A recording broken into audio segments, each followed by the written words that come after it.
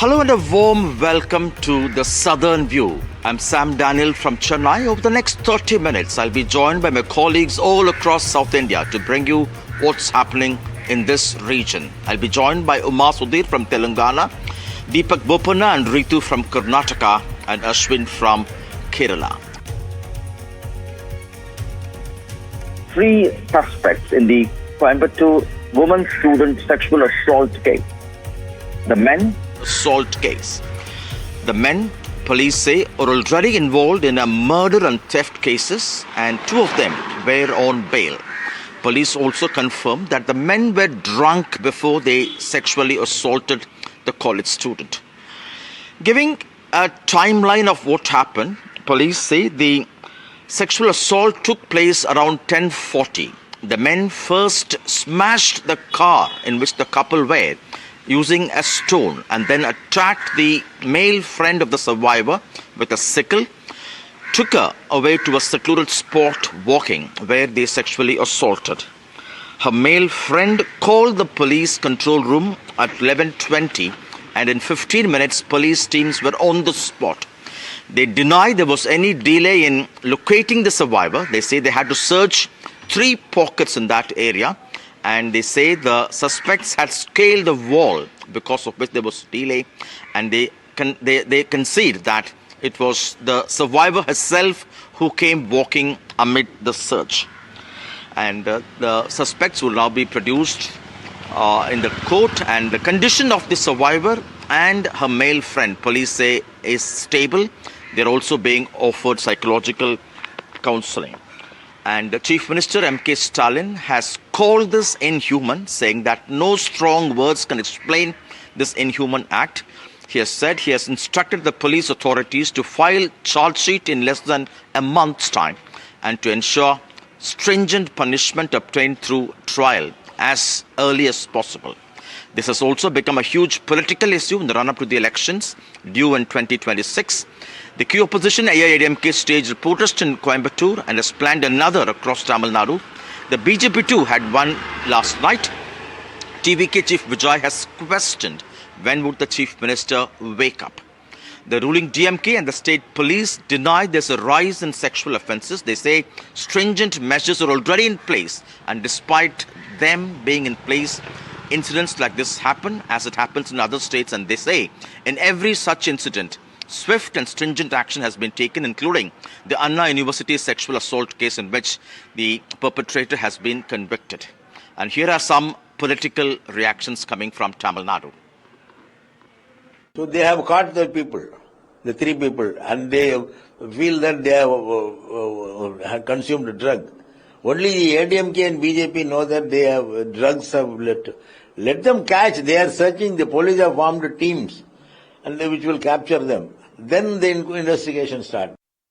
வணக்கம். அனைத்திந்திய ஜனநாயக மாதர் சங்கம் மாநில பொதுச் செயலாளர் ராதிகா. நேற்றைக்கு கோவை மாவட்டத்தில் இருக்கக்கூடிய விமான நிலையத்தின் பின்புறமாக ஆண் நண்பருடன் பேசிக் கொண்டிருந்த பெண்ணை ஆண் நண்பரை கடுமையாக தாக்கிவிட்டு அந்த இளம் பெண்ணை கடத்தி சென்று கூட்டு பாலியல் பலாத்காரம் என்பது செய்திருக்கிறார்கள். 3 குற்றவாளிகள் இந்த கொடுமையான சம்பவத்தை நிகழ்த்தி இருப்பதாக செய்திகள் தெரிவிக்குது. உடனடியாக அனைத்திந்திய ஜனநாயக மாதர் சங்கத்தின் சார்பாக இன்றைக்கு மாநகர காவல் ஆணையரை சந்தித்து புகார் கொடுத்திருக்கிறோம். குற்றவாளிகள் உடனடியாக கைது செய்யப்பட வேண்டும் என்ற கோரிக்கையை வலியுறுத்தி இருக்கிறோம். மிகுந்த வருத்தமும் வேதனை இருக்கிறது. அந்த இடம் ஏற்கனவே பாழாகி இருக்கக்கூடிய இடம். அது கோயம்புத்தூரில் உள்ள எல்லா குப்பைகளையும் அங்கே போய் கொட்டுகிற ஒரு இடம் இது. காவல்துறை சரியான முறையில் நடவடிக்கை எடுக்கவில்லை. தமிழக காவல்துறை சட்டம் ஒழுங்கு சீர்குலைந்து விட்டது என்பது எடுத்து காட்டுகிறது. முதலமைச்சர் அவர்கள் இதில் தனி அக்கறை செலுத்தவில்லை. ये जो सामूहिक बलात्कार की घटना है वो हमें स्मरण कराती है कि किन परिस्थितियों में पूरे देश ने दिल्ली की एक निर्भया के साथ खड़े होकर उसको न्याय दिलाने के लिए भारत में मजबूत कानूनी इंफ्रास्ट्रक्चर बनाए जाने के लिए लड़कियों की सुरक्षा के लिए संघर्ष किया था। लेकिन तमिलनाडु की सरकार आज एक प्राइवेट कॉलेज में पढ़ने वाली होनहार बेटी को सुरक्षा देने में फेल हुई है। அவங்களோட ஒர்க் பிளேஸான அவங்க வீடு இருக்கிற ஏரியாவான இருகூரில் வந்து மது அருந்திவிட்டு அங்கே மது பாட்டில் வாங்கிட்டு இந்த சம்பவ இடத்துக்கு வந்து சம்பவ இடத்துல வந்து இந்த நம்ம கம்ப்ளைண்ட் இருக்கும்போது அந்த இடத்துக்கு வந்து அவங்கள மிரட்டி அந்த முதல்ல கல்லால் கண்ணாடியை உடைச்சி அதுக்கப்புறம் அருவாள் போன்ற ஆயுதத்தால் அந்த கம்ப்ளைண்ட்டை வந்து தாக்கி அந்த சம்பவம் நடந்தது. இது யதார்த்தமாக நடந்த மாதிரி தான் தெரியுது. பிளான் பண்ணி நடந்த மாதிரி இப்போதைக்கு தெரியல. இன்வெஸ்டிகேஷன் போயிட்டுருக்கு. வீட்டில் வந்து சாவி வந்து போட்டே இருந்த ஒரு 2 வீலரை எடுத்துகிட்டு வந்து அதை வந்து தெஃப்ட் பண்ணியிருக்காங்க. அது சம்பந்தமாக கோயில்பாளையத்துலேயும் எஃப்ஐஆர் போட்டிருக்காங்க. Women's safety likely to become a key poll issue in the 2026 assembly elections. Now let's move to neighbouring Karnataka. It's over to you, Deepak. Well, thank you, Sam. And here in Karnataka, the latest, of course, is as far as the change in Chief Minister and if it is going to happen. And we've been, of course, time and again talking about this, viewers. It's because politicians here in Karnataka have one or the other things to say about what's going to happen. While some of them bat for, their candidates to take over, as far as some of the leaders at least are concerned or supporters, the ministers continue to maintain it's the high command that will take a decision, but also bring in a caveat. They sometimes say that Mr. Siddaramaiah will continue for 5 years, or some of them say that there was a power sharing formula. But the conversation around it, of course, continues unabated. Today, the Home Minister of Karnataka, Mr. G. Parmeshwar, has once again commented. Now, he again reiterates that it's the High Command which takes any decision regarding this, and after Bihar election, probably they will have the time to look into what's happening in Karnataka. Let's listen to what's the reaction that's coming in from the Karnataka Home Minister.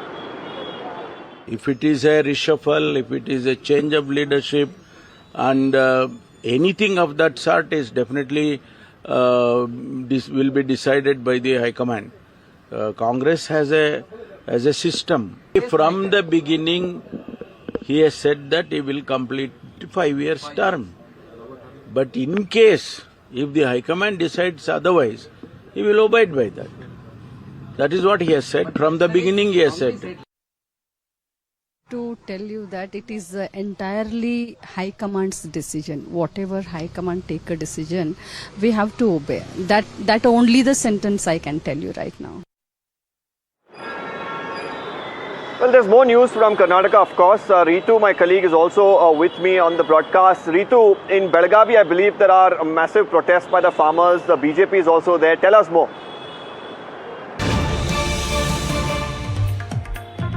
Well, Deepak, you see the farmers have intensified their protest against the state government. They are demanding that the state government should in fact raise their amount. So what they are demanding is that they want rupees 3,500 to be paid for the per ton.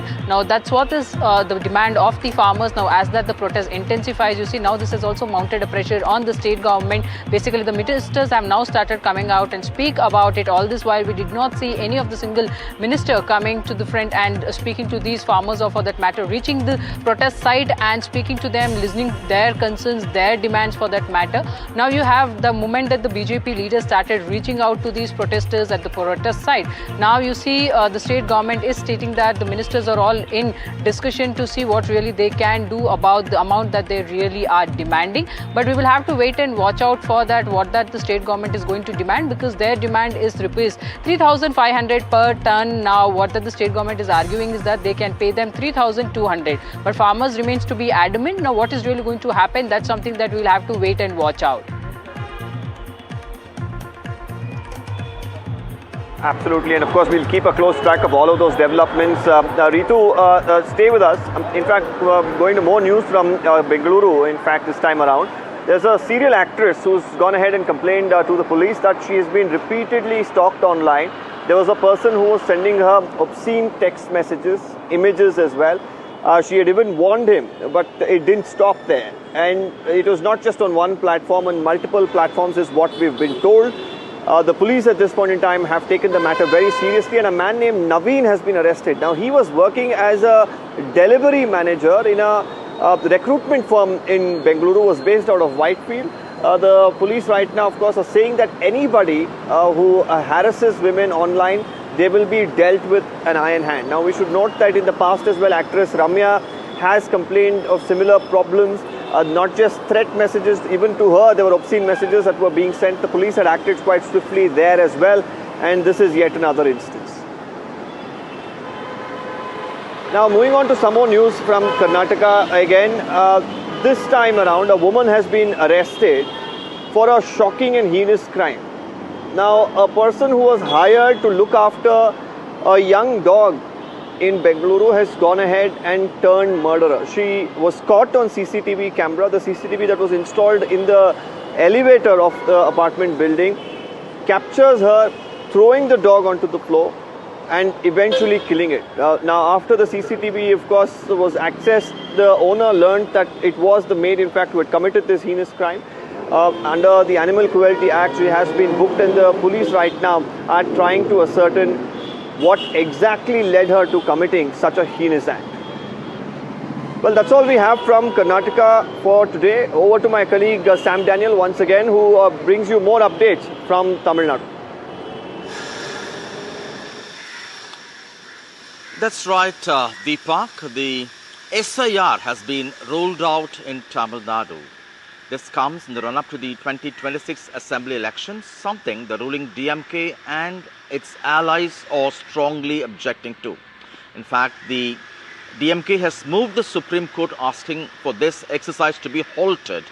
And politically, they say this is an attempt to rob voters, to remove names of voters who could be supporters of DMK. They also point out this huge exercise should not be done amid the monsoon, and this will deny the opportunity to be part of the voters' list for large sections of people. They also point out in Bihar, which would go for polls very soon, 64 lakh voters have been removed, although the Supreme Court asked the Election Commission to be transparent, to include Aadhaar as an acceptable document. On the ground, they say this was not done. We'll have to wait and watch what the Supreme Court would have to say, but my colleague Vijay had sent this report as officials prepare to roll it out later today. As a part of special intensive revision in Kolbom, Tamil Nadu, the ERO, Electoral Revision Officer, holds discussion with the recognized party booth level agents all in Chennai constituency across 16 Chennai constituencies. This meeting is being held today as a part of special intensive revision. Here we come to you from one such constituency, Egmore. Here you can see all the parties' booth level agents are part of this meeting. They are here they are getting clarification from the electoral officer regarding the SIR process. After this meeting, BLOs, booth level officers, are expected to visit each household to distribute the enumeration forms and they will collect the enumeration form before next month of in the sense December 4. So as per Election Commission of India, each booth level officer will visit each household at least 3 times to avoid missing any person from the voter list. So beside this, there has been a war of political war of words over this SIR process, whereas ruling DMK government and its allies strongly opposes SIR. The DMK even filed petition before Supreme Court asking for direction from Supreme Court to quash the ECI order which notification for SIR in Kolbom, Tamil Nadu.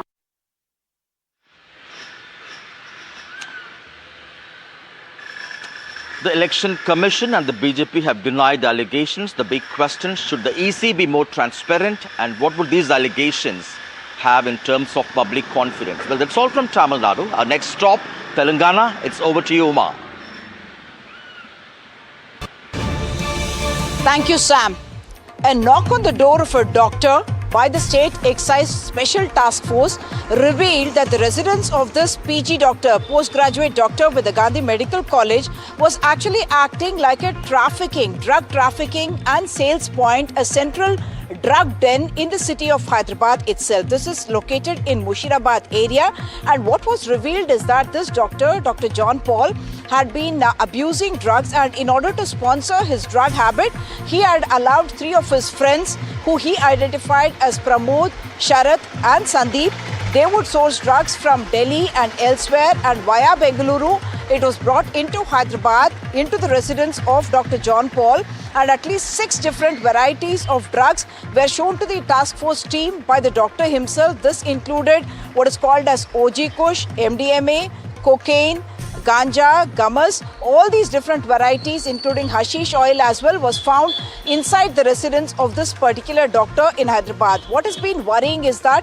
only in the month of May we saw the CEO of a top hospital in Hyderabad being arrested for purchasing cocaine to the worth of 5 lakh rupees, and it was reported at that time that she was in the habit of regularly consuming cocaine and had become addicted to it. In the month of September 2025, a surgeon for hospital in Malakpet was among 9 people who were arrested for once again drug abuse, use of MDMA in that particular case. And I'm not singling out doctors alone.